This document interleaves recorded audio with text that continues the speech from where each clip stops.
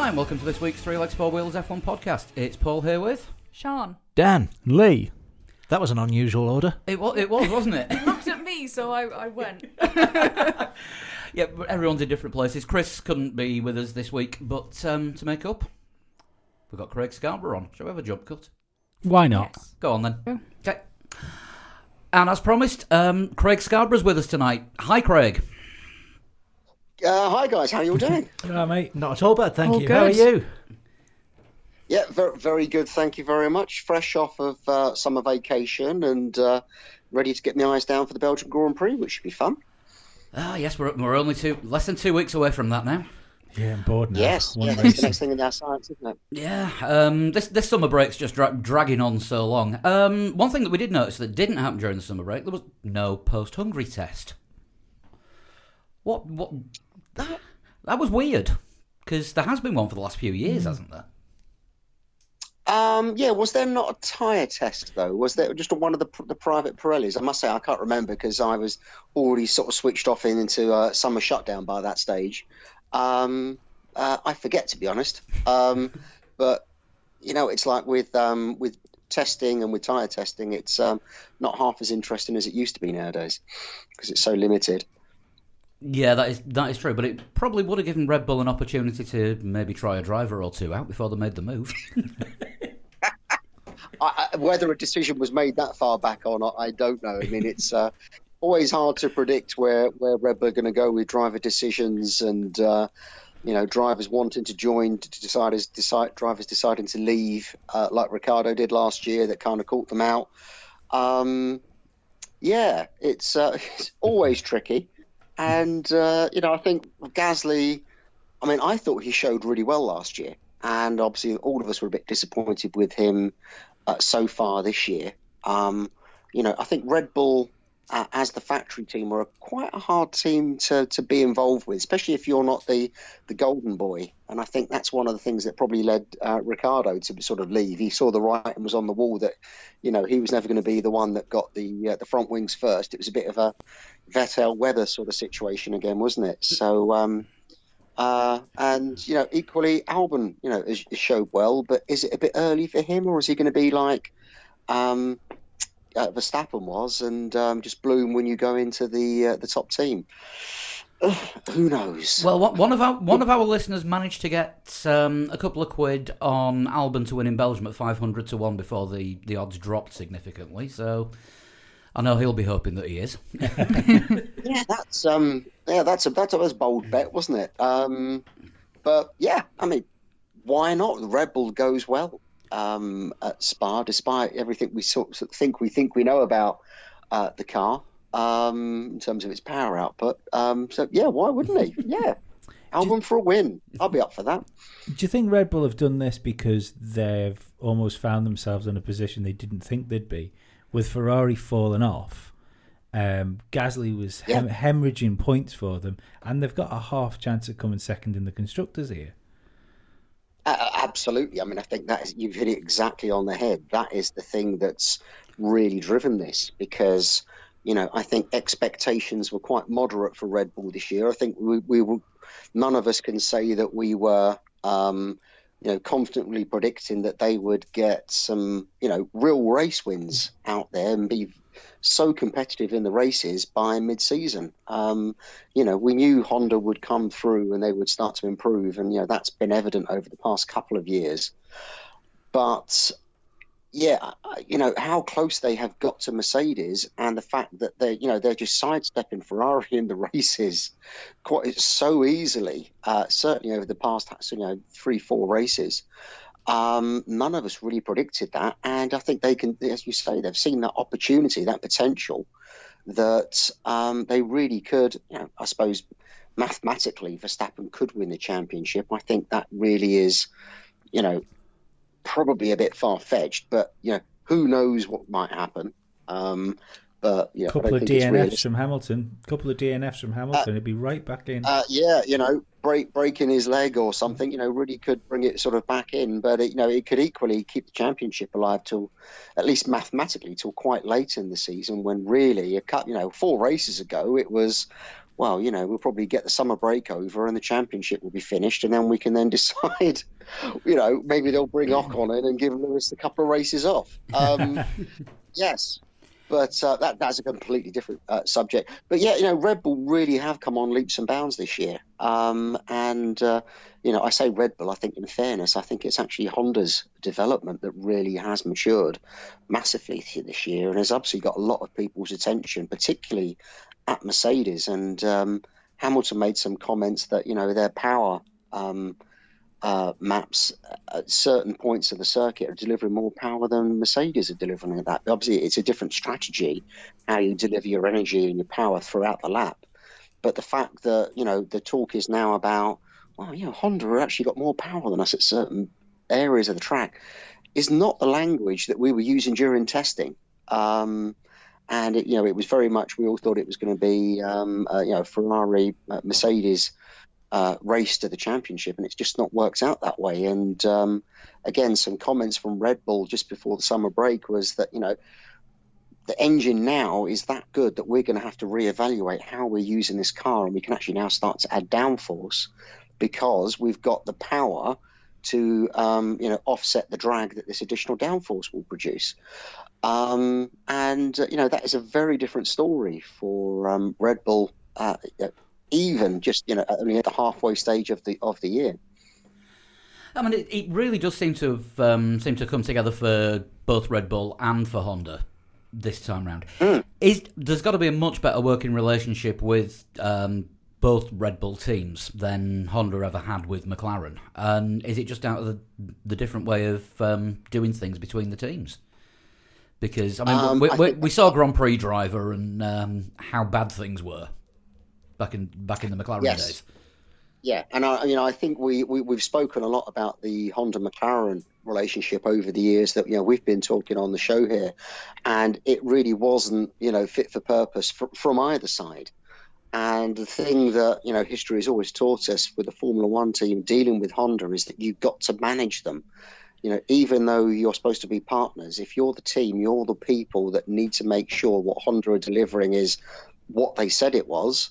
Both in terms of you go back to the documentary series, a stud that mounts the engine to the gearbox was the wrong size. It was on one drawing as one size and different on another one, and you've got to run away and machine a new fastener. That sort of stuff shouldn't be happening.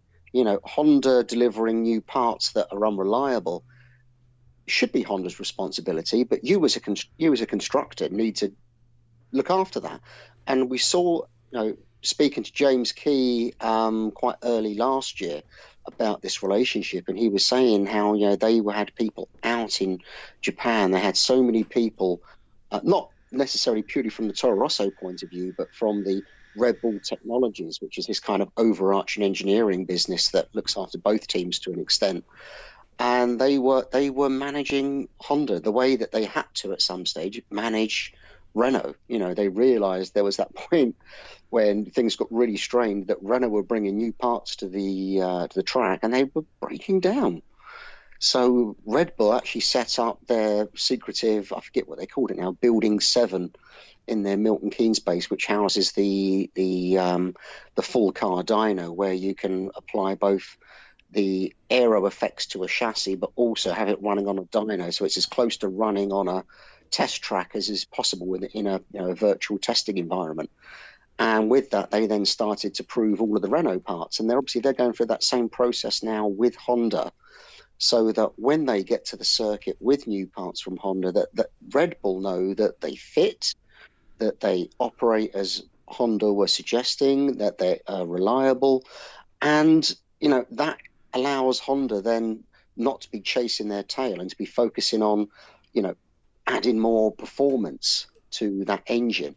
And it's coming across, their reliability has been, I have to be careful because I haven't double checked the stats, but they probably are, more reliable than Renault, which, again, Renault continue to be, the worst barometer for Formula One engine performance, throughout this current formula that they've got with these engines.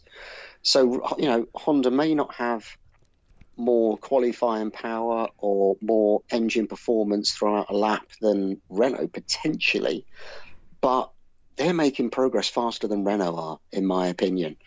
And, they will be, I think, by the time we get all these specs, and that'll mean some grid penalties for the Red Bull teams before the end of the year. But I think by the time we get a fully proven engine out in 2020, I think Honda are going to be right in the tails of Ferrari and Mercedes. And that means with the Red Bull chassis improved and, ready to accept this more powerful engine, with more downforce and you can carry more drag. Not least this year, but certainly next year, I think we could be in for a very strong fight with Red Bull in the championship from the start of the year, which is very dangerous for Mercedes. Wow. I hope so. It's something we need now, isn't it? Is someone to challenge Mercedes, because it doesn't seem to matter with Ferrari whether they've got the car or not. They just don't seem to be capable enough as a team. Yeah, I think Ferrari got enough holes in their operation to keep them away from championship challenging. We've sort of seen the story from what was some great promise a couple of years ago that kind of died away a little bit last year, but then through testing this year we thought, wow, they've come back, they've fixed what they needed to, only to find out that the engine isn't as great as it appeared, the chassis is not as great as it appeared, their race strategy isn't as good as it should be. The drivers, again, in particular with, I think Vettel has obviously been criticised more for his driving errors, but, we've seen errors from both drivers. I think you can criticise Vettel because he's experienced, and we wouldn't criticise Leclerc because he's less experienced, but still there have been errors there, and, they've not brought that performance that I still think is in that car somewhere, but they've not brought it to a situation where they can win a race, whereas Red Bull have. And that shows you the difference between, the whole operation. It's not just the car, it's not just the engine or the drivers or the team principal, it's that whole package. And Ferrari, oddly, they seem to be getting better in that respect last year, and you thought that Binotto had a full handle on it. Maybe him taking the full mantle of the team on board without having that big pair of hands to step back into the technical director role, as maybe spread everyone a bit too thin. But Ferrari certainly seem to have lacked direction from very early through the season. You haven't seen them react in the way that we know their resources could allow them to. We know that Ferrari can turn around. If they wanted, they could probably produce a completely new car in 3 months if they wanted. We've not seen that. And even only a few races ago, we were still hearing from Ferrari, yeah, I think we haven't got enough downforce. And it's like, well, this is race 11 now. If us mere mortals looking at the minimal data that we get can work it out, then surely Ferrari can. And it's strange that there isn't that change of direction. They are a big team, and they're not an agile team, but they do have massive resources, and they should be throwing everything at that. And again, you don't get that feeling that someone's really banging their fist on the desk and pushing that team forwards. Do you think they struggle when they haven't got a driver to sort of galvanise around? Because they haven't really had that Ferrari driver since Alonso left Ferrari. I don't think Vettel has ever been like the Ferrari driver they wanted him to be. I think maybe in that first year, I think Vettel did have that effect to an extent. I think whether that was the team looking towards him, and particularly with Raikkonen really not performing. But I think that, I think a lot of people are now have got quite a different view of Vettel over the past couple of seasons. And you're right, he isn't. And, Leclerc is still maybe a bit too early in his journey to be the person that they will. I think if he got a couple of victories in, I think the situation would change, very rapidly to being a very Charles-focused team than it is a Sebastian-focused team. But equally, I've got huge respect for Binotto as a technical director, and I think in lots of respects he's done some good things in how he runs the team as Ferrari. But equally, there isn't that sort of dictatorial style from him that I think maybe Ferrari needs to push everyone in the right direction. But Ferrari can be a very hard organisation to sort of shepherd into a direction. We've seen that consistently over all of the decades Ferrari have been racing, certainly since the old man himself sort of passed away. That there isn't that big pair of hands shouting, guiding, and telling people to shut up and do as they're told. Maybe Binotto isn't that person, and there does need to be maybe a different team principle and allow Binotto to go back to being shouted at and then directing the people in a very calm way. It's I think there is something missing. So it is partly driver, but I think also it is at the the very top direction of the team that's lacking. And even above him, obviously once sadly Marchione died. I'm not sure if I got a new guy whose name I can't even recall, which I think probably tells us a lot. Isn't directing the F1 team in the way that we've had over the years. It's crazy, isn't it? I mean, it always seems with Ferrari that we constantly think that some sort of reshuffle of personnel is what they need. Yeah, we're forever talking about like either somebody getting sacked or someone coming in, and it's like even now, if you did get a different technical director in, it's just more instability, isn't it, for another year and then another year of building, and it's before it'll be 2030. It's a constant cycle, isn't it? I mean, I think if someone would do very well to draw some kind of a chart of the management over the past 10, 20 years, and seeing the zigzag paths of people coming and going, and it's not good for Ferrari. But with all of these things, it's what comes down from the very top, and I think that's really where the buck stops or starts. I don't know which direction it goes, but I think there is some direction that's needed there, because someone reminded me of the Niki Lauda quote in the James Hunt Niki Lauda movie, when it's like, how can a team like this not win every race? You've got all these you've got all of these facilities and resources in the car you make as a shitbox. It's still like that, and that was in 1974, I think it was, wasn't it? 75 when Nicky first went there. And it's still the same situation now, and maybe that is just what Ferrari is, and maybe we should love it for how it is.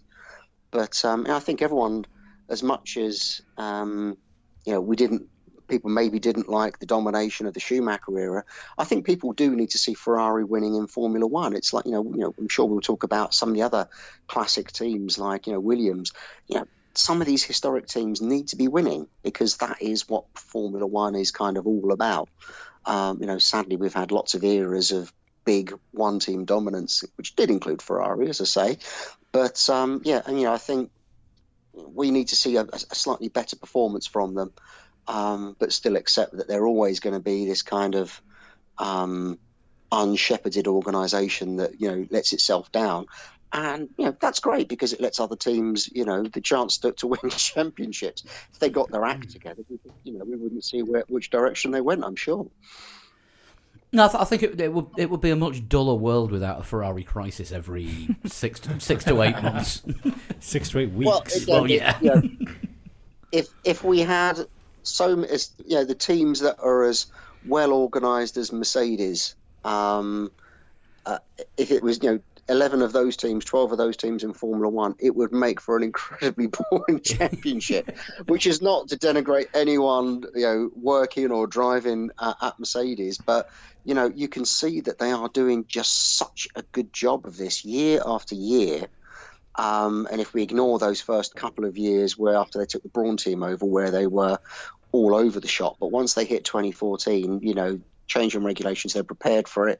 And, they've kind of ridden that wave now for so many years, and you can't see it changing, even with the 2021 rules. It's like, will that shake it up? Why should it? If you've got an operation that really are efficient and are working properly, why would that, necessarily have to change until you start to, people start to step out of that business because of age or other avenues they want to explore. But at the moment, Mercedes are getting it done right. Red Bull are an interesting business. They got it right for quite a few years, and then they've had that little change. And now you can see they're fighting back, and they're doing a good job of what they're doing. Ferrari, they're that kind of slightly dishevelled, disorganised, ramshackle operation that sometimes get it right, and other times, just show that all the resources in the world and huge amounts of money doesn't bring you championships. Do you think they go into next year with the same driver lineup? I'd be tempted to say no, but I think we all know the driver we're pointing at, don't we? Which is will Vettel want to retire? Does he think he can carry on and succeed? I don't know in his mind. Is there someone at the Ferrari that would make that decision for him? And if so, who would go into that other seat?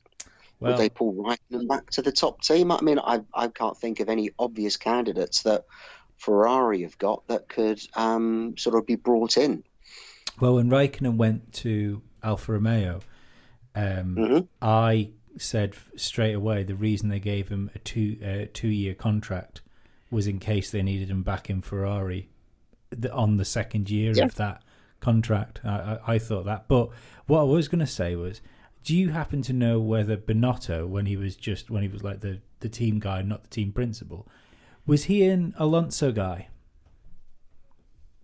No, Binotto was going back to the Todd Braun era. He was one of the Italians that they were building up to be the replacement for themselves. It was the someone that was going to inherit those positions. So he was already very senior. I can't remember what department he was running at the time of Alonso being in the team. But he wouldn't have had day-to-day on the engine side. But he wouldn't have had like day-to-day racetrack contact with Alonso then, because that's what I was thinking is if he happened to be one of the guys that was particularly in Alonso's corner and he only wants to come back to Formula One in a winning car and they need a top-line driver, it might not be a bad move for Ferrari to go back knocking on his door. Well, as I'm starting to remember now, Binotto was the engine man, and he would have been there at trackside through Alonso's tenure at the team. Whether they would want him back now, I can't see that, to be honest. I think if, say, for example, Vettel has just broken his leg while cycling during the summer break, I think that would be a situation where he may be drafted in. But I think if they stopped and looked in the cold light of day, who do they want in that car for 2020? I don't see Alonso being someone that's going to stay on that shortlist for very long and would soon be probably discounted. And I think that would be the right decision for Ferrari as well. Yeah, Lee, let it go. He's gone to a farm in the country where he can chase rabbits. It's interesting. I know the trouble for Alonso causes, but I still hate the fact that you missed the trouble. I missed the trouble, and I missed the fact that sort of one of the best drivers in the world isn't in Formula One. Yeah, I think I think he still has in him the potential to come in, win a championship. I think he has that skill. But I don't think there is an environment that is ready for him. And I don't think, if it was, I don't think him coming into it, knowing how he operates, would necessarily then, oddly, actually deliver. It's strange. He's almost, he's kind of his own worst enemy, isn't he? Yeah. But I think the talent that he's got, I think he's actually doing the right thing, and he's picking out events and things that he would really enjoy doing, like potentially the Dakar.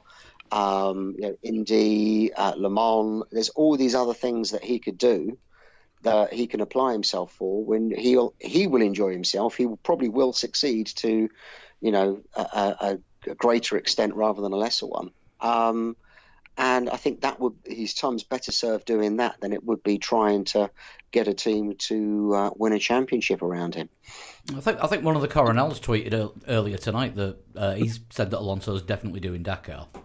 Whereas there's been no confirmation from anywhere else. I think that I'm not sure if that's been announced or not, but I mean that seems to be where all of the hints are going, isn't it? And it's quite possible to do the Dakar without upsetting a typical racing season, because it's so early in the year when everyone before the testings even started. So yeah, he could do that, and I suppose potentially he could be on the grid in Melbourne or in testing in Barcelona if they're going to test next season. So he could still dovetail the two together, but I just don't see realistically him coming back to Formula One in a planned, long-term contract role. I think that time's gone now. There you go, Lee. You can officially be upset now. Sorry. It's fine. I can hold on.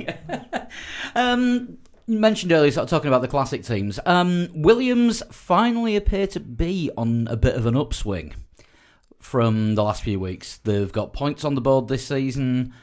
The car is actually performing, and they've even been beating a couple of drivers on pace. Is this a false dawn, or between the five of us tonight, do we actually think this could be the start of a bit of a recovery? I'm not saying they'll be back at the front by the end of the season, but yeah, I mean, I think we they've tacked onto the back of the midfield now, I think, is what we can take from those last few races. And they've done that consistently with updates to the car at each of the past 3-4 races, and their performance has improved each time. Now, there have been slightly topsy-turvy weekends with the weather, so we have to kind of have a bit of a caveat that, and if we had a normal weekend at the next 3 races are Spa, Monza, Singapore, or Russia. I can't remember. I think it's Singapore. Singapore. I think it's Singapore, Japan, Russia. It is Singapore. Oh, is it that way around? I think yes. so. Dan's reading his mug. Oh, sorry, Singapore, Russia, Japan.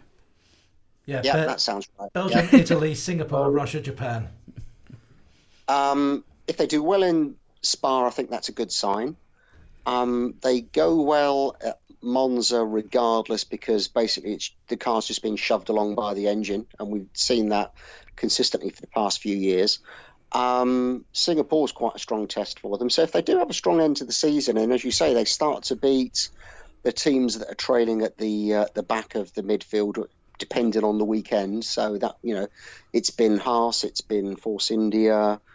So I think the main thing is that they have got some consistency in their pace that brings them up to those cars in qualifying and means that they're tagging along with them during the race. So that's great news, isn't it? Williams have kind of got this dreadful, huge gap to the everybody else kind of closed up. And that's quite nice to know, because they've done it with quite obvious physical changes to the car. So they've changed the front suspension, they've done work to the side pods and to the barge boards. They haven't had a new front wing, as I recall. Certainly not a big dramatic change to that. And they've had some setup changes, which obviously George Russell was talking about. So maybe they are starting to get a grip on the car. But again, with these tyres, it's very hard to know whether you've got something right for every situation, or you just got it right with the way the weather and the tyres and your car was on that day. Which is the problem that a lot of the midfield have had. Haas in particular, can be heroes one day and awful, the next race or even in the next session. Because heroes Saturday, villains Sunday. Exactly. Or, from race to race, it depends if the sun's out, it depends if the rain's come out, it depends on the layout of the track, and sometimes just other factors that no one can understand. So hopefully Williams have turned a bit of a corner. They're already working, as most of the teams are, on next year's car, and there's not a lot of regulation changes going into next year. So that's quite a safe thing to really be working forwards on, especially if they actually have honestly understood what's been wrong with this year's car, because it's not really been said very specifically what the particular areas are. And they've changed pretty much everything. So it's very hard to be able to say, they changed the side pods. The side pods were the problem. I don't think that was the case. And they've made a couple of changes to the suspension over the year as well, particularly at the front. So we don't know if that was a factor. I mean, with the situation at Williams, we've actually had more technical details on the car coming from George Russell's statements than anyone from the team. They're lining him up to be the next Paddy Lowe.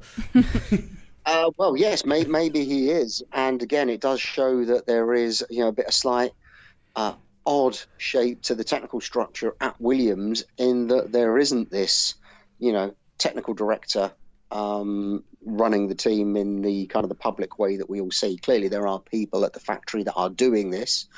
And it's not always necessary to have a figurehead. And obviously, Pat Fry has been released from McLaren around the same time as Williams confirmed that Paddy Lowe had been released from his spending time with his family. I think said he was doing, wasn't he? I think that was the official reason given.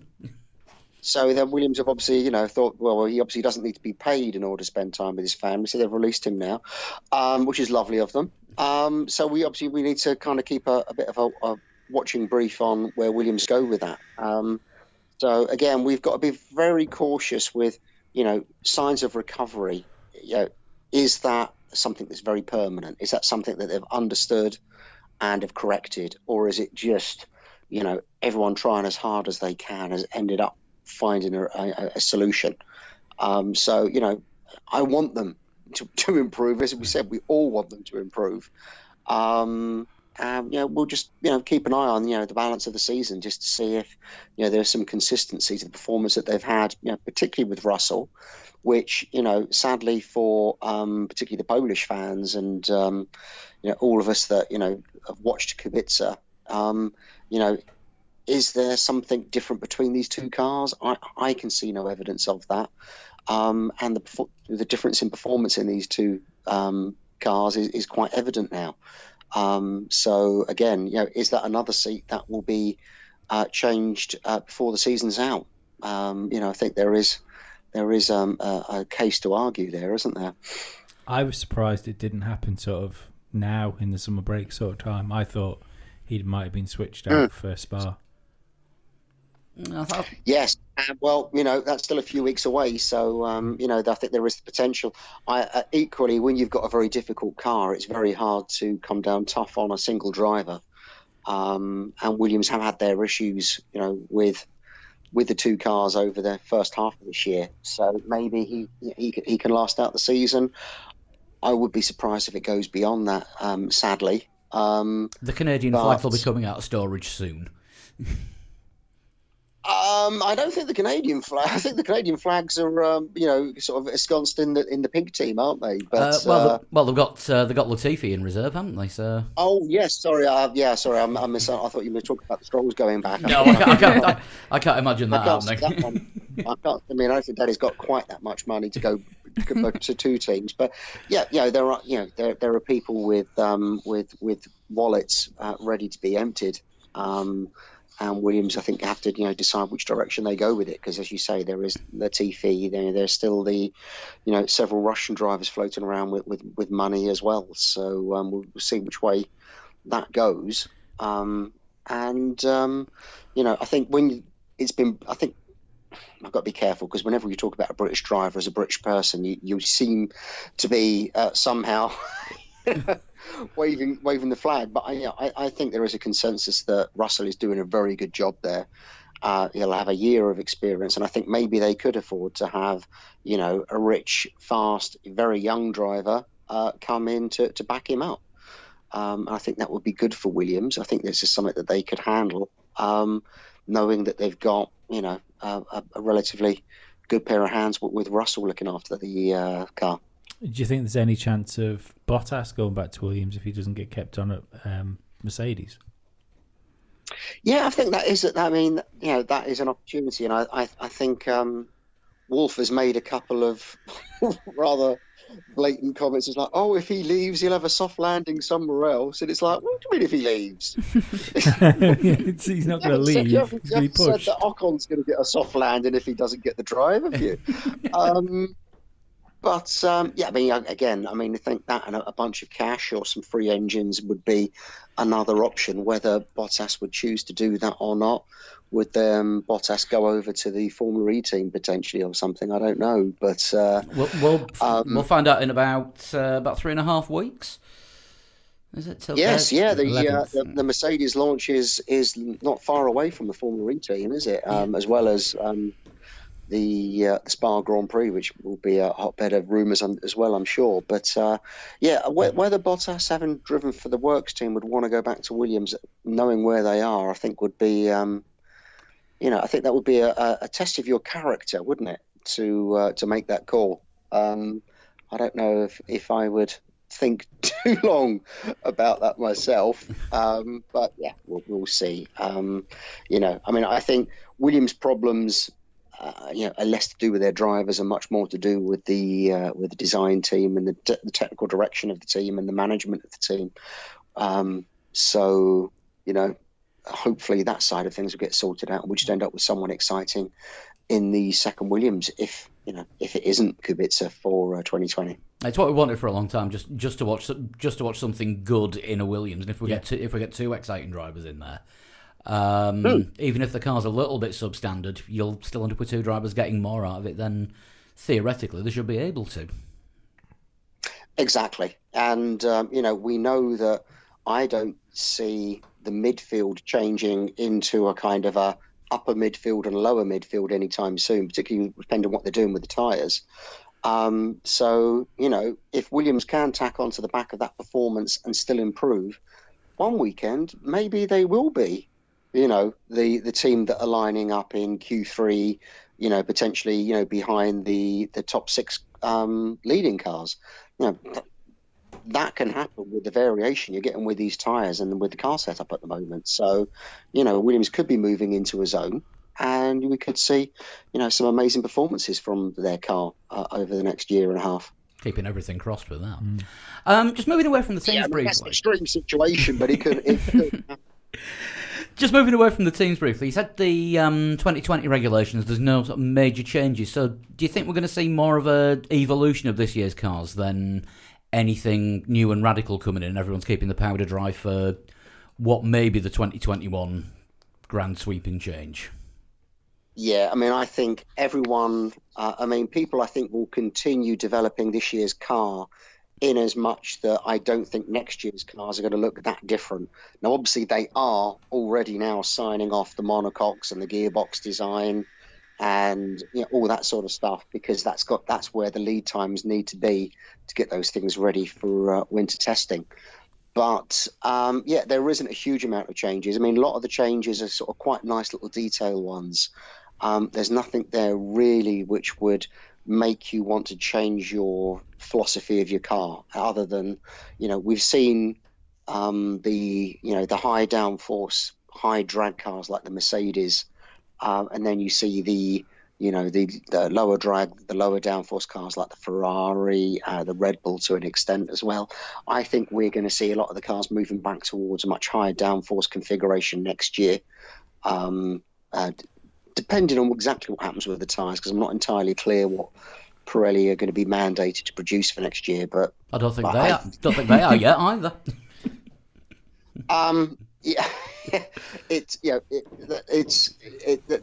Pirelli are in a very difficult position. The FIA are in a very difficult position. I'm not quite sure what everyone's trying to do with tyres going forwards before the big change in the regulations, at least. But I think all the reg changes for 2020 potentially could be incorporated, maybe even without a change of chassis. You probably could run a B-spec car of your car next year and save yourself a whole heap of money and effort and focus everything on 2021 whenever those regulations finally get published and agreed. I think we will see still a lot of development going into the back end of the season, even if it's just people bringing out some ideas and then, parking them because they were literally just to do a bit of an aero test during a Friday session, just to get some data for the car design over the winter. Who does that benefit then? Does that benefit teams that have got it right this year because they're just evolving this year's car, or is that a chance for those that have maybe got it wrong to catch up? It's you could look at it both ways. So if you look at Mercedes, they could literally just turn off all the CAD system for the W10 and just only work on the system for the W11 coming up for next year, because they've got that level of advantage in the championship, Red Bull's performance notwithstanding. In theory, that would give them an advantage. But I think what history has proven is the more the regulations stay consistent, is the more the field tends to close up. So theoretically, the midfield should get a bit closer to the top three. But I think what more likely would happen is that the top three would get a bit closer and the midfield would get a bit closer, with still a significant gap between the two. But overall, it should end up being, theoretically, being a bit more competitive all round. But, there's always someone that's got a better idea and something hidden up their sleeve, so you're never quite sure. But I think next year should be, just as I say, just generally a bit more tighter between all of the teams. Isn't the general rule of thumb when we have static rules for a bit, the last year of the static rules tends to be really, really good, and then we mess it up by changing everything? Yes, that's exactly what happens every time. And 2021 will be no exception, because if the regulations do come in for 2021 and it's still all very much up in the air, I think there's every chance where it would be everyone would scatter to the four corners of the grid again. And one part of me says, well, let's not change the rules then. Let's just keep everything consistent. But I think there's the potential, if those 2021 regs come out as they should be, I think that it would be worth taking a year or two of, scatter in the team's performance in order to get these, the potential overtaking benefits and the cost-saving benefits, which should help, sort of return Formula One to where it needs to be. So I think 2021 and these, Ross Brawn's rule changes are still very much required for the sport to be healthy going into the 2020s. Even just the freshen up, like aesthetically, I think is needed. I've said quite a lot. If you take the Formula One fan that Formula One's lost, the guy that just tunes in on a Sunday and watches a race now and again, that guy that seems to have disappeared now. If you showed him a Arrows from '97 and this year's Mercedes, they're obviously going to look different. But if you don't know what you talk about in the sport, you could quite easily believe that those cars race on the same circuit. No, absolutely. How often, we're obviously all attuned to it, but how often do you actually see a Formula One car anywhere, apart from when you watch the racing and read the magazines and the websites? You don't, I've got children, you go to a big toy store, there's no Formula One toys, there's no F1 car, Fisher-Price level things. There's no, there's some very expensive Lego, and I think the Skeletrix still does exist, but it's not exactly sort of out there. They can overtake now. Yeah. Where do you don't see it on billboards. You don't hear people talking about Vettel and stuff. If you see Hamilton in the press, in the mainstream press, it's not with a crash helmet on. It's him doing his fashion stuff. So, Formula One really doesn't get its face out there in the way that it did when I was younger, where, you could kind of, we had loads of F1 toys around the house. No one in my house was particularly a Formula One fan. I don't come from a family of motorsport aficionados. They were much more into sort of their footballs and other things. But, there's still F1 cars everywhere. And you don't get that now. So I think, Formula One does need to do a lot more to get its face out there. And I think a fresher looking car, and a much simpler looking car would be a good thing. Oh, they tried the simpler looking car back in 2009. So I was watching the greatest year in Formula One history.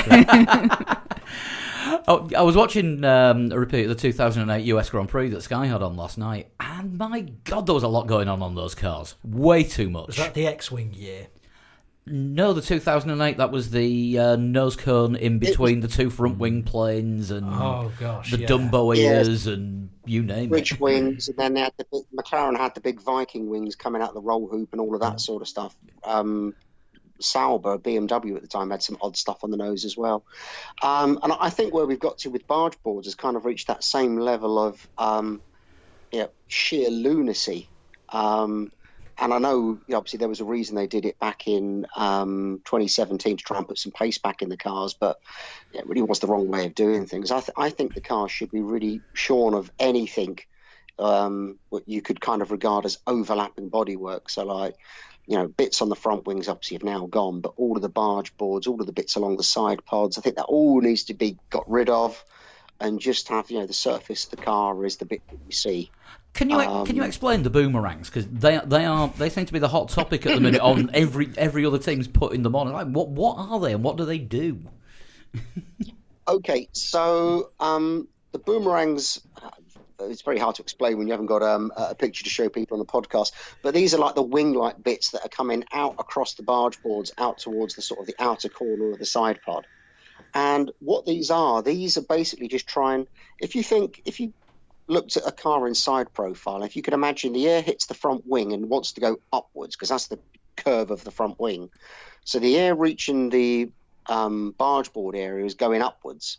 But what you actually want it to do is going downwards through that kind of undercut in the side pods and around the side pods to the diffuser area, where it goes over the top of the diffuser with high pressure. So what the boomerang does, it's like an aircraft wing. It's an inverted race car wing. It's trying to turn that upwards flow from the front wing into downwards flow around the side pods and the diffuser. And you had more space for it last year, so everyone had them immediately last year. And when they've kind of had a bit of a height restriction for the bodywork in that area this year, and everyone took them off and have now realised they're going to put them back on. So the joke about the boomerangs coming back is kind of well worn in the situation. And it's one of these odd aero things that F1 tends to bring up more than anything. They're actually creating lift. They're actually trying to lift the car off the circuit. With the downforce that they're creating, it's actually upward force, not downforce. It's lift like an aircraft, but because it makes the diffuser work so much better, it adds more downforce overall, so it kind of offsets that effect. And there's lots of stuff that the teams are now adding to all over the cars. And I think the Mercedes update from a couple of races ago is a classic example of that. It's bodywork that's creating lift in order to create downforce, and it's just madness. As much as I love talking and writing about this stuff, it's really not what should be on a racing car. We do need to get back to much simpler shaped cars with much less complicated bodywork. And I'm hopefully that's where these potential 2021 rules are going to come back to. They've got a few little bits of clever bodywork, but we've just got to be careful that the wording of the rules doesn't invite teams to suddenly start really exploiting these areas like they have done over the past few years. Well, hasn't Ross Brawn set up his own loopholes working group to find out if there's any loopholes that somebody like, I don't know, say for example himself would have been able to work out? Well, to be honest, this is one of the things that has kind of been lacking from the regulation writing process for many years. I mean, the T-wing and the shark fin a couple of years ago, even the double diffuser, it's so obvious that is the loophole. Why didn't someone work this out at the time? So yes, I understand that he has got a group. If he needs any help, if he's listening, I'm happy to have a read through. I've been fairly good over the years in predicting some of the ridiculous side effects of the regulations, but again, I think this whole process that Brawn has put in place to, look at what is the problem, what are the potential, what are the mechanisms that are creating this problem, what are the solutions for it, and then testing these solutions rather than just saying, I think what we need to do is X, which is what's happened in the past, is a kind of a snap your fingers, I've decided, and actually doing it a bit more scientifically. And I think that's the only way this whole process is going to work, if we're going to make the cars, cheaper to make, easier to overtake with, or at least, make them a lot more racy with each other, while keeping within a reasonable performance level. So, hopefully that will all shake out quite nicely in 2021, and no one interferes with it too much over the next few months. Or maybe if somebody does interfere with it, Ross Brawn headhunts them and gets them working for him rather than the teams. But sadly, I think the people that are going to screw it up will be the team principals, sadly, or the team principals telling the technical directors that they're not allowed to vote for this, that, or the other, because obviously it's a competitive disadvantage for them if they did change that. But that's again how the rules have been decided by this kind of odd let's all agree, and if we can't all agree, we'll just keep watering them down until we finally get something we can agree on, which is virtually no change at all. So I think there does need to be a bit more of a dictatorial style in the FIA, as well as Ferrari. I seem to be constantly suggesting we should have dictators, which isn't. But yeah, I think someone really does then kind of lay the law down and say, look, well, they're the rules, take them or leave them. And that's how it should be with sport. You don't see, all the Premiership teams going to the FA and going, could we just kind of relax the offside rule? Because, we're losing a lot of goals because we're getting caught offside so much. So, that's not how sport should be regulated, is it? It needs to come from the governing body. And if you enter that sport, you agree to abide by the rules. You don't enter it in order to change the rules to suit your needs. It can, like Ross, go in with a folder and just slap it on the table and say, there's the rules, get on with it, especially with Ferrari still having power of veto. I'm not entirely sure. I think it all has to be ratified by various working groups, which does include the teams. So I think the way the sport works now is I don't think they could do that because it's all in with the Concord Agreement and stuff that, frankly, I don't understand. But, so I don't think that is actually possible, but I think that's really is what needs to happen. What's the cut-off point for 2021? At what point do the teams need to know what they're dealing with before it becomes too late? Oh, there is a regulation, and I'm trying to remember what the date is now. I think it's something like October the year before. But I think that is only for sort of not for major regulation changes. There is something I can't remember off the top of my head, but from if you think of it from a team perspective, they already have designed the monocoque and the gearbox of their new cars, which means they've got the basic layout of the 2020 car already. So they would need to know pretty much by the time testing starts in the new year. Hopefully it would be more like October this year that they get the regulations so that they can start working on it. But again, the teams can't even agree on that. Do they get them out early or do they get them out late? Because either way it could advantage big teams with lots of resources, or it could advantage small agile teams or imaginative teams. It's like no one can really decide when to let the cat out the bag. So it's tricky. They've got an idea of what they're working towards because they've obviously been working with the FA on regulations already. So I wouldn't be surprised if lots of the teams have already done lots of aero research into what the regulations potentially could be.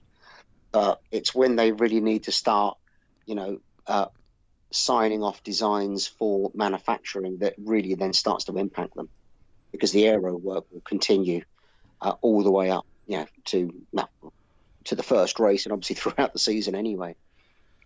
And I suppose when you've got a team like Haas who buy their chassis in, they're going to need a longer lead time because they've got to then take these regulations and then go to Dallara and hope that Dallara have got the capabilities of making what's going to be needed in time. It works slightly differently than that for Haas, but yeah, any team that has got any supplier relationship, so Toro Rosso, for example, for Racing Point getting, their engine and gearbox from Mercedes. Most of the midfield teams have got some kind of dependency on somebody else to get parts in. Once they've been designed by the supplying team. So it is tricky. So in some respects, it should be earlier rather than later. But equally, that will always give an advantage to the bigger team because at the end of the day, the more resources you can throw at this, the more chances you've got to get in the right answers. And even if someone like Alfa Romeo come up with a blindingly great solution to the 2021 regs, and they come out with it during testing and they race it at Melbourne, by the time to get to the Spanish Grand Prix, the big three teams will have copied it anyway. So, any advantage they may have would be very short-lived. It's a bit sad, really. But that's the sort of the nature of how the sport will be, even within this kind of cost-cutting, resource restricted formula that we should have for 2021. I think at the end of the day, the sooner the better, and just let the teams start getting on with it. Yeah, I mean, talking of the cost cap, I think there's now more things that are excluded from it than that are in it. So it just sounds like a bit of a paper exercise at this point.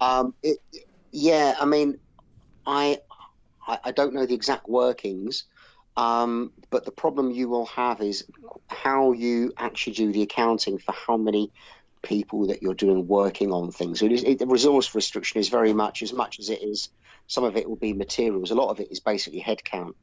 So when you then get to someone like Racing Point, where it has a relatively small headcount, they probably would never even spend whatever the budget cap is anyway in headcount and wind tunnel time. But if you then go and look at teams like Red Bull, Ferrari, and to an extent people like McLaren, is they have these technology arms. So they've got all these F1 level designers working on commercial work. And if they have to come in and work for Formula One, they won't come in and work for Formula One for a whole year. Therefore, the headcount and the money gets budgeted for the whole year. They'll just come in and work the hours that is necessary and then go back off to the technology arm. And when you then look at the bottom line and you look at the balance sheet, it's like, well, that wasn't a whole person for a whole year. It was just a person for 6 months. And, they will have an advantage. And it will always be an advantage for the big teams and the teams with, either technology arms or big technical parent companies like Mercedes and Ferrari that will have the advantage. And again, it's much more about balancing the midfield and preventing them wasting money than it would be necessarily to try and bring everybody, including some of the bigger teams, onto a level playing field. It would be good to get a bit more sort of regulation and transparency in there so that the bigger teams can't do that. But I don't think we're ever going to see it, are we? We all know. Yeah, you come from Isle of Man. You were saying earlier, you know how accounting can be incredibly creative. I mean, there will be a transparency in the process, and there'll be lots of finger pointing and whataboutery between the teams about how they're tackling things. But at the end of the day, it's going to be possible for them to spend money in other ways, using other research arms. All you can really do is kind of reduce a little bit the R&D costs, but most of that stuff will be reducing the kind of the running costs. So, the cost of the stuff that you're working through. So it's your wages bill, your materials bill to a lesser degree. The parts that you buy in will be of a fixed price. So it's kind of equal across the teams. But if Mercedes have spent, how many hundreds of millions over the past 5 years to win these championships, that money isn't going to disappear with a budget cap. That money's still sat there somewhere and can be used in some way. So, it is a little bit of a kind of it's not a complete waste of time, but I don't think it will have that complete equality that we would be looking for. It won't be a complete democracy across Formula One that, with this kind of utopia that we'd like to get to. But that's not to say that you shouldn't try something to get towards that. Just keeping the smaller teams financially viable, isn't it? That's the main thing. It's awful going through season and coming to another end of season where you're wondering whether such a car is going to end up on the grid next year or go bust. Exactly, and there is so much money wasted, and as much as to some extent spec parts are against the ethos of Formula One, as many people would see it, I think, again, it's like what they were trying to do with the new teams that came in 2010, was it? It was 2010, wasn't it? With Team Lotus, Caterham, Marussia and Manor and Hispania. They were trying to find ways where you don't have to blow loads and loads of money every race simply to turn up. And, they have done a lot, with Parc Fermé, with the spec gearboxes, again, with the limited number of engines. You don't necessarily see it in the bigger picture, but there's a lot of money that the teams aren't spending nowadays that they would have to spend in order simply to compete in the sport.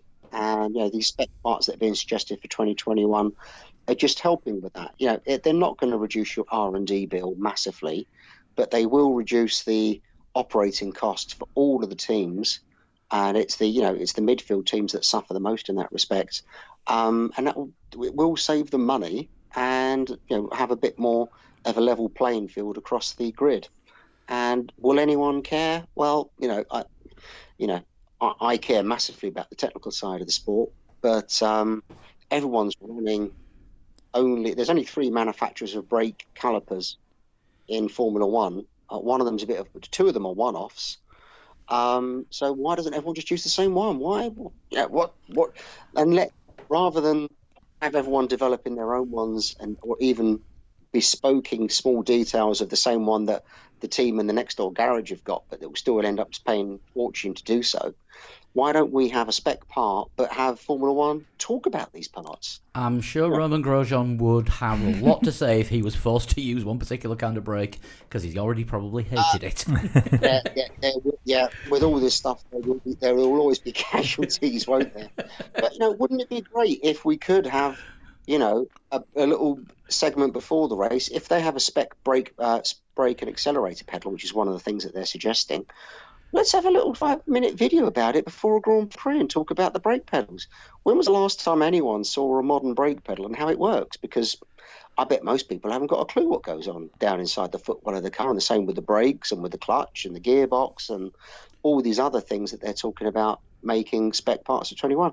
Let's actually talk about how great this technology is, rather than saying, we can't talk about it because it's that's our competitive advantage. So it could be another opening window into the sport. I think the last time I saw how a brake pedal worked, it was one of your drawings. Well, exactly. Sadly, it's only me that ever talks about this bloody stuff. But last time luckily, there are people out there that want to listen and look at it. So maybe there is a market out there for people just to understand about how fantastic these cars really are, because the teams don't do any talking about it, with the possible exception of Mercedes, that have become quite good over the past year with various videos that they produce and actually trying to demystify some of this stuff. Last time I thought about Formula One brake pedals was when everyone was looking for McLaren's second one. Yes, and there's been a small. I wouldn't say a revolution, but there's been a significant change to the brake pedal in the past year or so. But nobody's spoken about it, and maybe it's not that interesting, but it's something to talk about rather than just, trying to second guess which drivers change from which team to another. It's just another facet of the sport that should be out there. Now, talking to Romain Grosjean, Haas seem to be having problems with the back end of their car this year, because it's a regular complaint that they can't get the heat into the tyres. Ferrari seem to have the same problem as well. Are there still the similarities between the back ends on both of the cars? Yeah, so they both run very much the same rear end, which would be the gearbox in terms of the gears and gear clusters, which isn't really affecting this so much. But they also run the same carbon fibre outer shell that goes around all of that, which then decides the rear suspension, the rear wishbones, and then the metal hub uprights and bearings and hubs inside the wheel is all common between the cars. So they run pretty much the same geometry. They're in a position where they can change it to a degree if they want, but they are very much tied into Ferrari's design in that respect. And then, like the way the springs and dampers work, as I understand, Haas have had a recent upgrade to Ferrari's last season spec, which was this, when they're starting to move into some of this very complicated hydraulic collapsible rear suspension. But yeah, I think the problem is, it's a very difficult. I spoke to Gunther Steiner about this at Silverstone, and it's difficult because I don't think anyone in the midfield, and probably even people in the top teams, really understand how to work these tyres in every weather condition at every track. I just don't think anyone's got their finger on it. And we've seen some of the performance deficit of Mercedes in recent races is down to the weather and therefore the tyres. So Haas are in a really difficult position, but they're also made into a much more worse position because they don't actually design this stuff. And that's how they've chosen to enter the sport, and that allows them to get a very quick start at the start of the season. But as we've seen over each of their years in this sport, if you don't design something, you don't really understand how it works. You don't understand the goals and the aims that the designer went towards in order to design what it is. You just end up with basically bits that you have to bolt together according to the drawing, and then kind of work out what is it doing. And this happened with the brakes, and obviously now it's happening with tyre temperatures. So Haas are in a really difficult position in that they're really getting a kit of parts, but they're not getting all the information that maybe even you could say that someone buying an F2 car would get. You get a huge bundle of data from literally a manual from Dallara. Now, Haas can't get that from Ferrari. It's not allowed in the regulations. They can buy the bits, but they can't have a helpline or a live chat to Ferrari. It's like, well, why isn't the tyre getting hot? Oh, try this geometry. That they can't have that. They can't have that conversation with Ferrari. So they're in a really difficult position. And this is one of the drawbacks of Haas going forwards as an improved team, that at some point they're going to have to start designing aspects of the car so that they can understand and therefore subsequently change them. Now, they're already being forced to change the brake ducts for next year because that's one of the regulation changes, that's no longer something they can buy in from Ferrari. And obviously, brake ducts have a huge effect on how the heat from the brakes goes into the wheel and therefore the tyre. So you want to get heat into the front brakes, heat into the front tyres, and you want to take heat away from the rear tyres. And, they will have to design that, which is great. But maybe they should start designing the suspension at the same time, and perhaps the brakes, because, again, that's another aspect that they've struggled with. But I'm not hearing that language from Steiner and from Gene Haas that they're going to go away from this model that they've got for the foreseeable future. So they will continue to have these kind of knowledge overhead problems that they've had for these years going forwards, and it's going to be very tricky for them. So does that mean that basically for Haas to have a good year, it's going to be luck more than judgment? It's just that car happens to work this year. Yeah, I think that it's a blunt way of putting it, but I think it's a I wouldn't say a fair assessment, but it's an accurate way of putting it in some respects. There's a limit to what they can change. Now, they can go out and start making their own suspension if they want to. There's nothing to stop them. But if Ferrari get it right, then you would have to say that Haas will also get it right. I think we saw that a little bit last year as well, didn't we? As well as Haas obviously maturing a little bit as a race operation. But yeah, obviously a lot of this is out of their hands, and that it's a double-edged sword. If it works, it's great. If it doesn't, you kind of, oh right, well, we don't know what's going on, and that's what's kind of biting them a bit at this moment. But it's as much to do with the peculiarities of the Pirelli tyres as much as sort of the design. If we had a really durable race tyre, they wouldn't be having this problem this year, and they would probably be having a really great year. But they're just struggling to get the setup of the car to work with the tyre. And, unfortunately, the situation with Pirelli and Ferrari have conspired against them this year.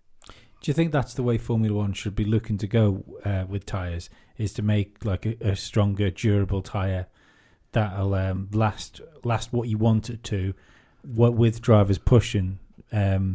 Because like the soft tyres that spice the racing up artificially is kind of left over from Bernie still, isn't it? Yeah, it's one of these kind of big picture things, isn't it? It's like, should we get rid of DRS? Should we bring refueling back? It's, what does Formula One want to have in terms of racing, and how do you want to deliver that? And there's lots of ways you can deliver good racing. And in the past, we've gone to refueling, we've gone to no tyre stops, we've gone to mandatory tyre stops, we've gone to high deg tyres, to soft tyres, to thin tyres. We put DRS in. If you looked ahead and said, okay, let's assume that 2021 will give us cars that can follow each other and overtake without DRS. If they can do that, then we don't need to have funny tyres trying to put the excitement and the jeopardy into racing, which is what they're doing at the moment. So tyres are a kind of a sticking plaster, aren't they? They're just something trying to make the racing more interesting because the cars on their own can't make it interesting.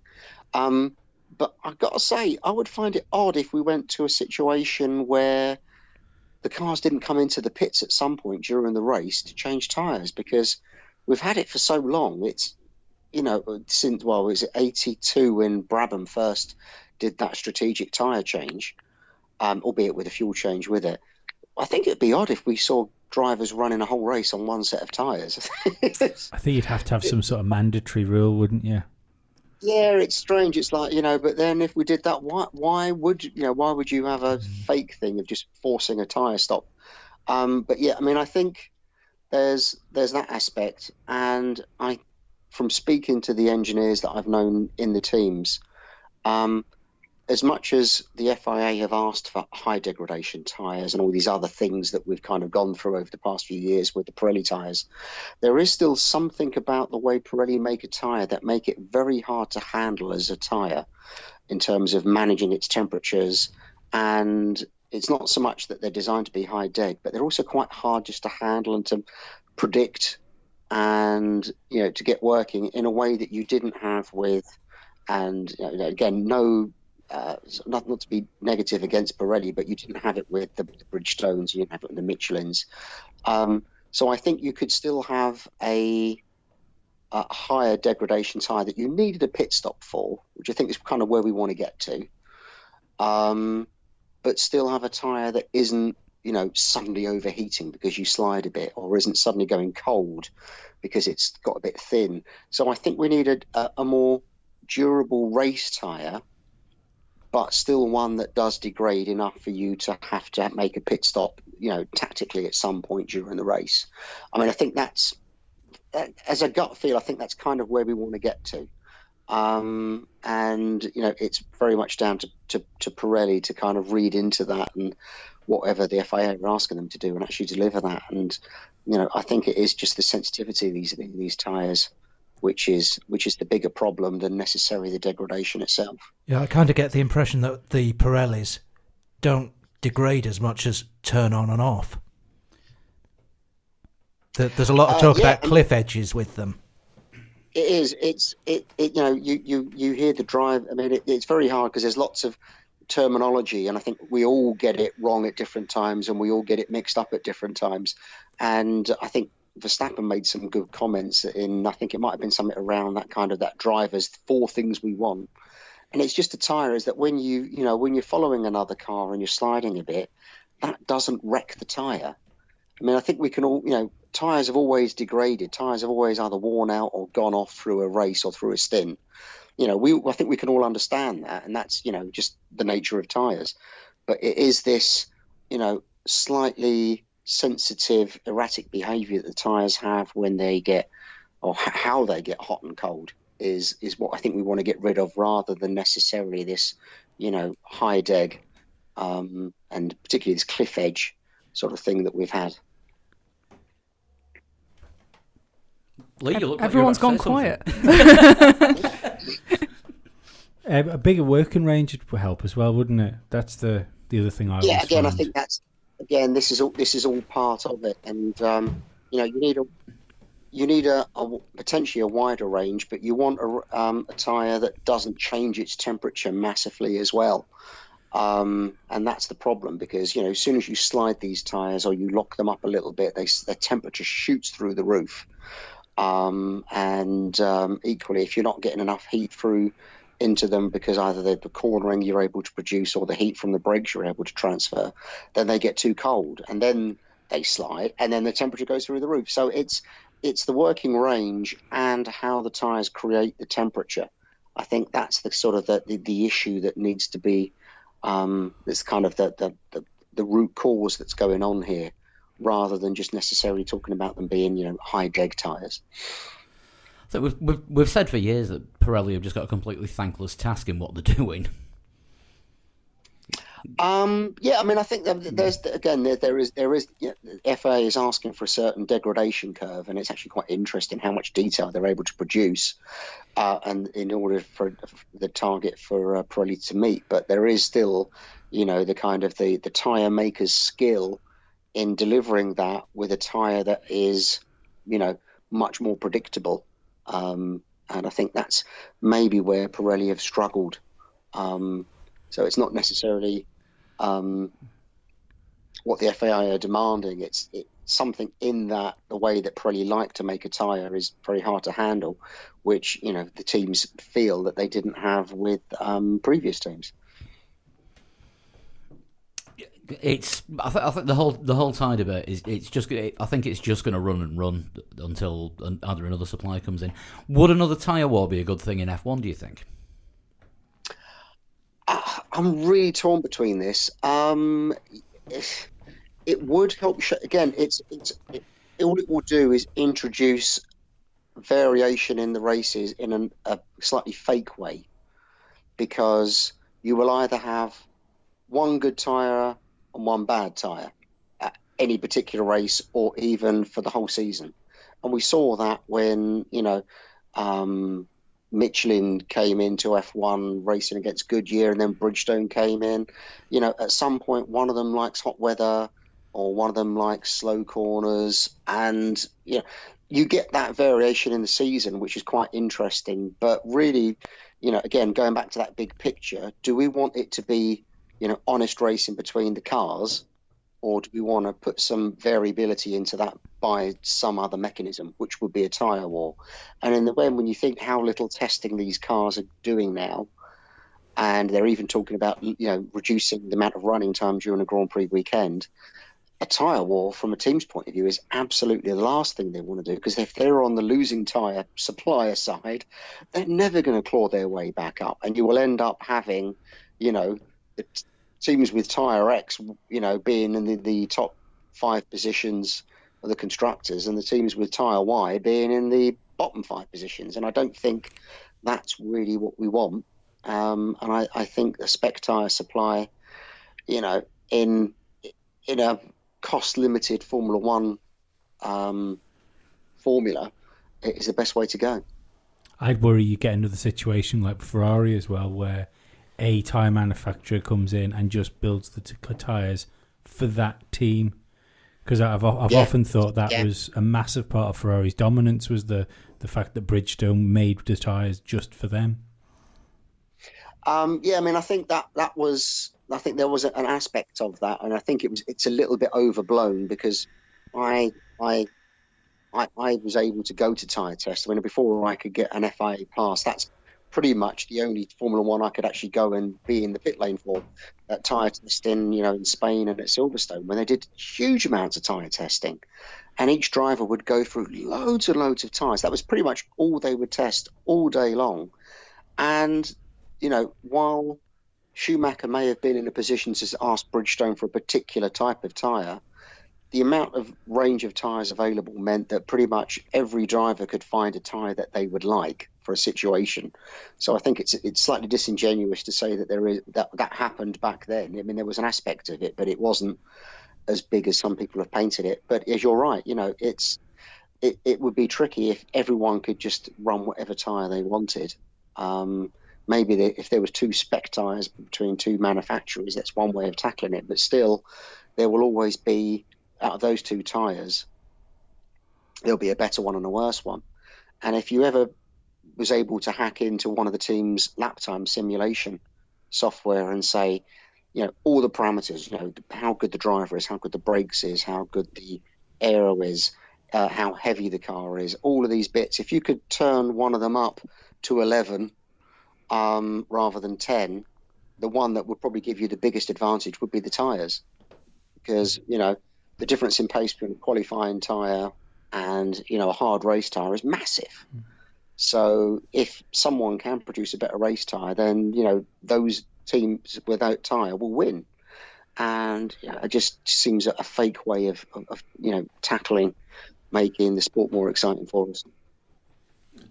Back on the current grid, we said we were going to talk about this before we started recording. Renault. How long you got? Yeah, it's kind of going at slightly Williams, isn't it? It's strange, isn't it? It's the problem Renault have always had in Formula One is how much do they commit to really, grabbing the throat of the sport and saying we're going to win this at any cost. And there's been a few points when during the 80s when they came in, when they were a engine manufacturer, with the Williams teams, when with the Renault period post Benetton, was even the Benetton era, you could regard that as a Renault operation, an aspect when they were winning with Vettel. At those points, you got the feeling that they were really pushing to want to do anything to win by any means, by spending any amount of money. And then there's other points when you think that Renault have just sort of said, we're going to come in, we'll play the game, we'll follow the rules, we'll spend a reasonable amount of money. But of course, that doesn't win races, that doesn't win championships. And pretty soon, that comes to sort of bite you on the backside. And we've seen that. And I think maybe we're in a slight situation like that with Renault again, that they're not committing in a way that they really should, particularly at Enstone. And it does seem to be more of an Enstone problem, seeing where McLaren are with the Renault engine this year. And it's strange that we use McLaren as a barometer, because obviously the past few years we've been very rude about them. I think it's fair to say. So, what's going on at Enstone? We know that they're really struggling with these tyres. And again, you see the kind of the up and down performance of them, much like we've had with Haas and with lots of the other teams, that they're struggling with that. But still, you just don't get that feeling. And again, it's one of those teams where you wonder if it may be a big shake-up, because when you look at Enstone, it's the same Enstone that was Lotus a couple of years ago, and Renault before that, and Benetton before that, and arguably even some figures there from sort of the Tolman days. Is that a good thing always necessarily? And it just doesn't feel it's a team that's really got that sort of bite to really get back into the sport. I thought they were going a very good direction, and I thought last year was shaping up to be quite good. But it has all sort of seemed to have fallen away this year. And, the car looked quite good early on, but it does seem to be quite a difficult car. As you can see, both of the drivers are really struggling with it. They're struggling with tyres, and you don't see that tenacity for a fight back coming out from them at the moment. And it's worrying, because, Renault wouldn't be difficult for them to pull the plug on their Formula One operation. Wouldn't be the first time. It wouldn't be the first time, and I'm sure it won't be the last time. If they go, they will be back. I think it's just the way Renault are. And I don't claim to know an awful lot about what's happening in the boardroom of corporate Renault, Group Renault. But there have been changes there. There's been difficult times there. And I don't know if they are talking about changing their level of commitment to the sport, but in the meantime, I think we should be seeing better results from them than we are at the moment. I was reading something today, actually. I forgot what the numbers were now, and I don't know how accurate they are, but it was talking about the operating budgets of the teams, and I was quite surprised how low on the list Renault were, considering it's Renault. Because I think it was like 91 million or something like that. Really? Oh, crikey! That sounds very low, doesn't it? Yes, and I think that sort of serves to sort of support my point that there isn't this level of demand and money to really succeed. You just don't. You don't get that feeling, do you? I think McLaren have now gone from sort of we're shrugging our shoulders, this really should be good, things are really going to get a lot better, and we've gone through quite a few years of that. And I think the winter has really kind of crystallised whatever they were trying to do in putting some direction back into the team, and that's really worked. And you can see some of the heads that they've brought in with Seidel, with James Key, and that's really working for them. And you don't get that with Renault, and I don't know if they realise that themselves. And that's always a worry, because that's kind of the path that McLaren had been on, the path that Williams had been on. And it's not difficult for a team to go from best of the midfield one year to a second off the back of the grid the next year. So for me it's concerning. It's another one of those teams that we want to see succeeding in the sport, and they're just not doing it, are they? Do you think any of this sort of it needs to be sort of looked at Cyril Abiteboul now, as far as like management goes? Yes, I mean I think that's the case. When you chat to people that have been around the team or around the sport, he's not one of those people that gets, any positive comments from anyone. He constantly looks angry. He's got some great nicknames that I really will not share Oh, on record. We'll have a chat when we stop recording. Yeah. Yes, I mean, you've with these situations, you've always got to look at the top. It's not the drivers, it's not the race engineers or anyone any lower down. Most people in Formula One are all equally good as each other. It tends to come from this very sort of top level, and I don't know if he is the person to push the team as a team principal, whether he's got that clout at boardroom level. You just don't get that feeling that it really bothers them that they're not where they should be.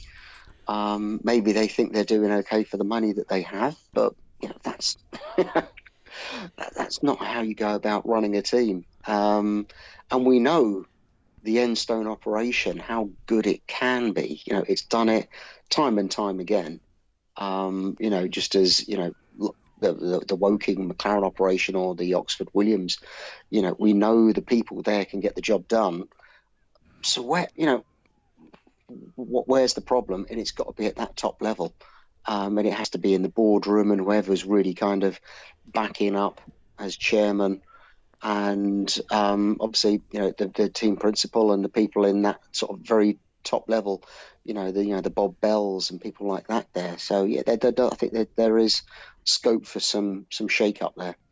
Well, I saw Alan Prost has been promoted, hasn't he, to like head of Renault Sport or something like motorsport. Sporting director now, I think. And I wondered whether we might have Prost as a Formula One team head again. I've got to say that all those thoughts did run through my mind when I saw that announced, and I wasn't sure if that was a hoax, to be honest, at first. Because again, is that the right person in that job? Prost is, he's sort of proven to be very much a Renault man, but he was very hands off through their Formula operation. As much as I massively admire him, and I think he's nowadays very much underestimated as the driver that he was sort of back in the 80s and the early 90s. But in terms of, he's a nice figurehead, but I don't think he's the person that's getting the job done. Mm-hmm. And I think their Formula E operation very much underlined that. He was, kind of there to be brought out and chat to people and be someone who can go sit in the boardroom and talk about stuff. But I don't think he's the person that makes change and pushes the team forwards. So it's a bit concerning that he was, even if he is just kind of an interim person in that role until whoever is more suited comes into it. But it doesn't feel like a good move to me. Wasn't a brilliant team principal last time round. I was just going to say that. It seems it's a bit blunt to say, but if he was the man for the job, Prost Grand Prix might still be on the grid. Yes, I mean there's lots of backstories to the Prost Grand Prix saga. It was I wouldn't, again, not necessarily all of his fault, but some of the fault does lay at Prost's door, as well as the circumstances in which the whole thing started and evolved. But I don't think Prost is necessarily, as I say, at the moment, is the person to be in Renault Formula One trying to get things sorted out. Do you think if Renault were to pull out as a team again, they'd continue as an engine manufacturer? I think they would. Again, it's a little bit in their DNA, and I think it is equally, again, obviously depending on what happens with the regulations going forwards, but I think it is something that works with them. And I think, Honda are someone that maybe they need to go back and have a look at and think Honda really weren't a successful entrant constructor in Formula One, but they work really well as a engine powertrain manufacturer. And because big organizations tend to be less agile than teams, and given the long lead times for engine development, it works much better in that respect. I think you're much better off, as the history of Formula One has shown. It's very much the garagistes that have been the little agile manufacturer race team that are making the race team decisions, that are making the car design decisions, and having a good robust engine strapped in the back that was succeeding.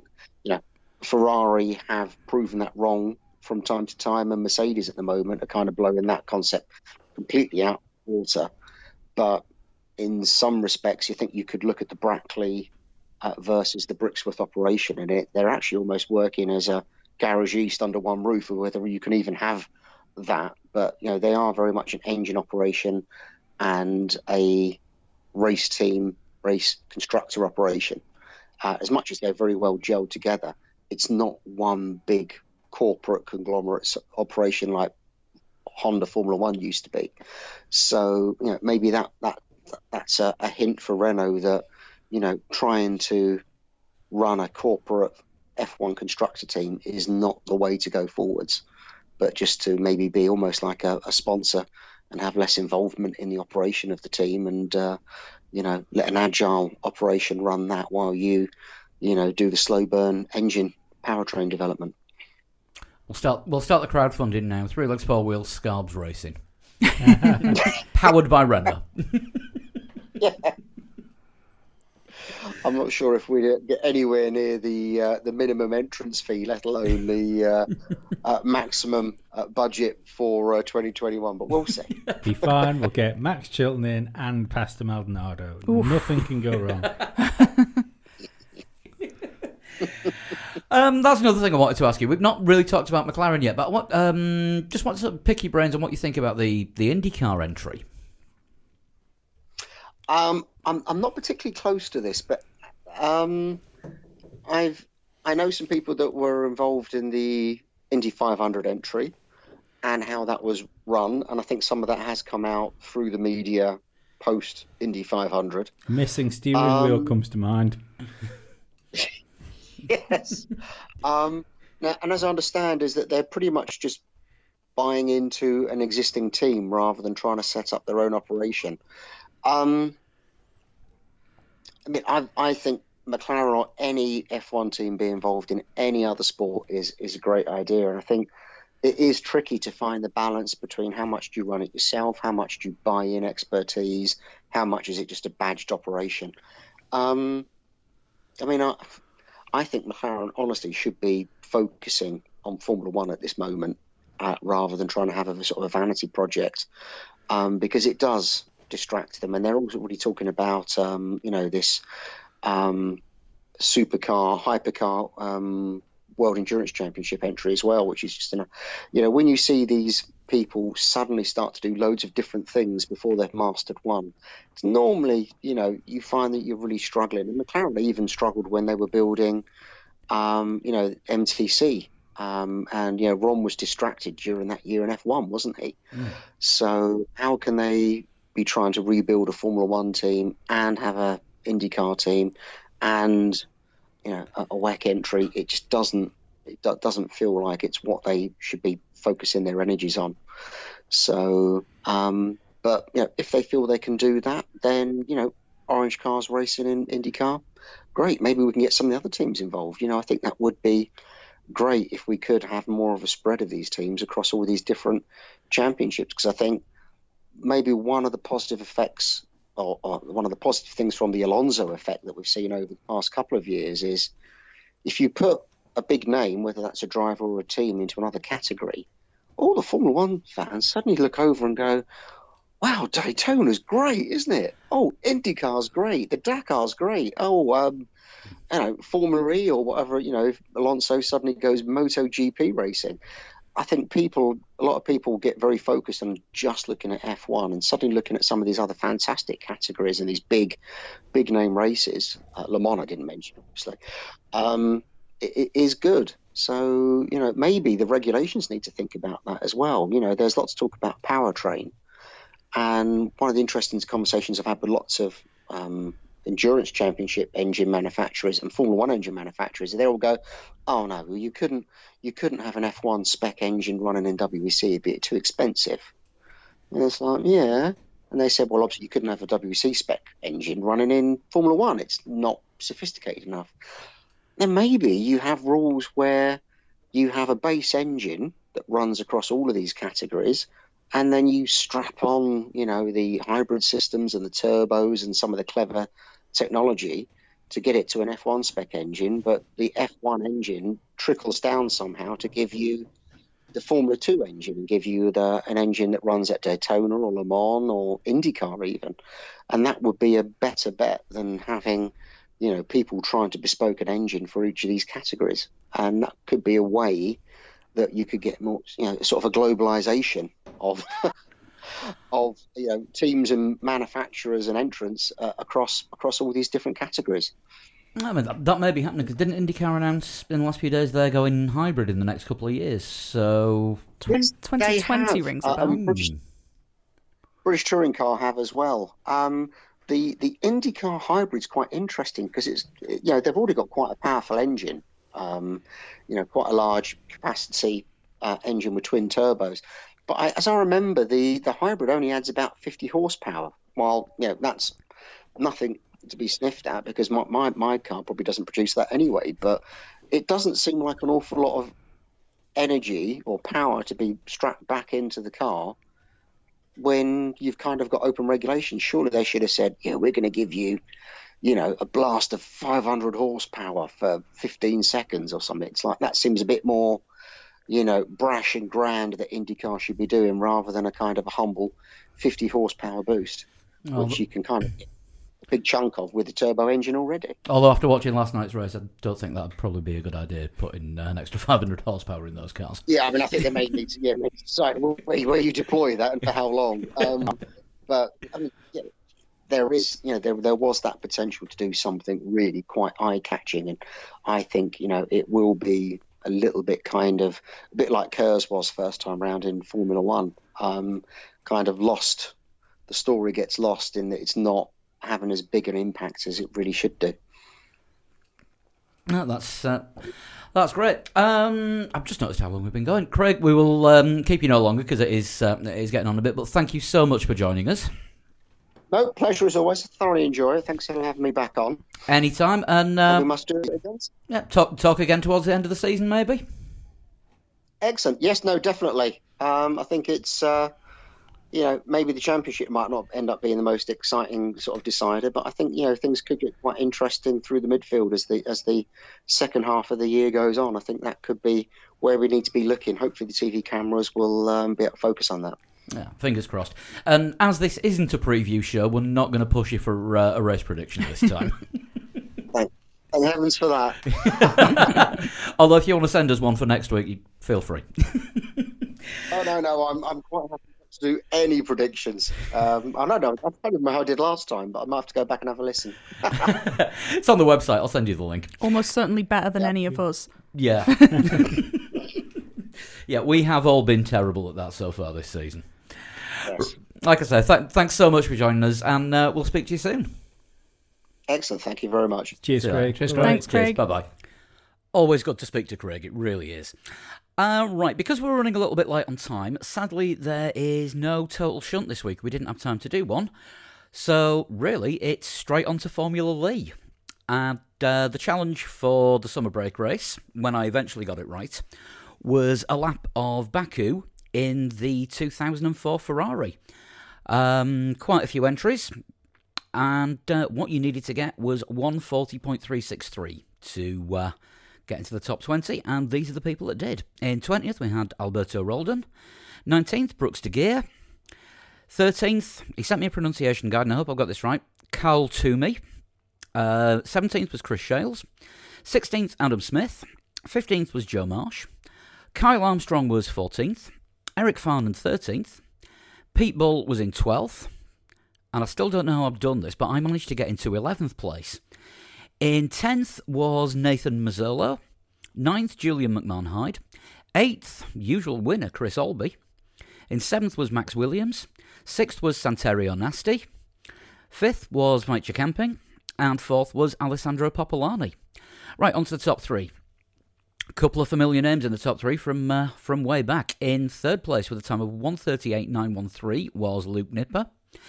In 2nd place with 1:38.899 was Will Coates. And this week's winner with a time of 1:38.644 was Matthew Morrison. Congratulations to everybody who made the points, including me again. And full details are on the website. Right, we'll need a challenge for Belgium, won't we? And it's going to be another dry race, and I think this time let's do it in a Red Bull. So Belgium in the dry, in the current Red Bull, and you have until the day after the Belgian Grand Prix, which, if memory serves, is missing. Here we go. Monday, September the 2nd at 7 o'clock UK time to get the times in. You can email them to us, 3legs4wheels@gmail.com. You can send a DM on Twitter at 3legs4wheels. Send a DM on Facebook, we're on there as well, at 3legs4wheels. And some people are sending them through on Instagram, which we're on as well, at 3legs4wheels. Right. I'm the last person left, so it just leaves me to thank everyone for listening, and thanks once again to Scarbs for joining us and having another great conversation with us. We'll be back next week, and we'll see you then. Bye-bye.